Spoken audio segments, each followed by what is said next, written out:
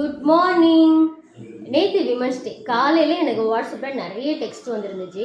என்ன ஷாலி, சொசைட்டியில் என்ன நடந்துட்டு இருக்கு, நீ வாட்டில் உட்காந்து டான்ஸ் ஆடிட்டு விமன்ஸ் டே என்ஜாய் பண்ணிட்டு இருக்கிற, அந்த மாதிரிலாம் டெக்ஸ்ட் பண்ணியிருந்தாங்க.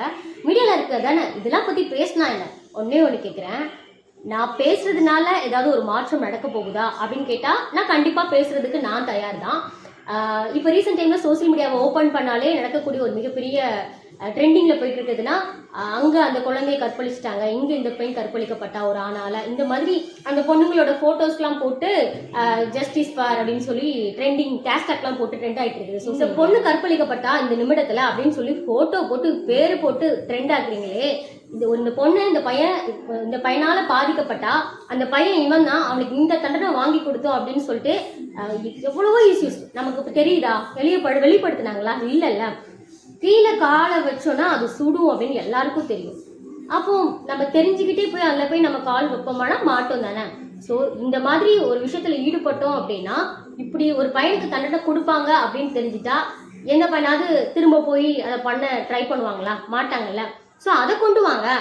அந்த பொண்ணோட லைஃப்ல நடந்தது என்னமோ ஒரு தடவை தான் இருக்கும். ஆனால் அந்த சுற்றி இருக்கிறவங்க இந்த மீடியாவும் இருக்குது பார்த்தீங்களா, அது பேசி பேசி பேசி பேசி அந்த பொண்ணுக்கு இருக்கக்கூடிய கொஞ்சம் நெஞ்ச கான்ஃபிடன்ஸ் லெவலையும் உடச்சி விட்டுரும் போல. அந்த லெவலுக்கு பண்ணிட்டு இருக்கிறாங்க.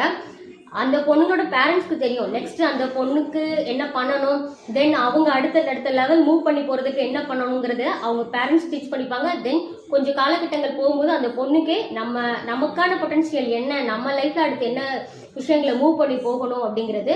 ஸோ இந்த மாதிரி நாங்கள் ட்ரெண்டாக்கி இந்த பொண்ணுங்களோட லைஃப்பை வந்து ஸ்பாயில் பண்ணுவோம் அப்படின்னு இல்லாமல், இனியாவது இந்த பையனா பண்ணால் இப்படி அவனுக்கு தண்டனை நாங்கள் வாங்கி கொடுத்துருக்கோம் அப்படிங்கிறத மீடியா வந்து வெளிப்படுத்தட்டும்.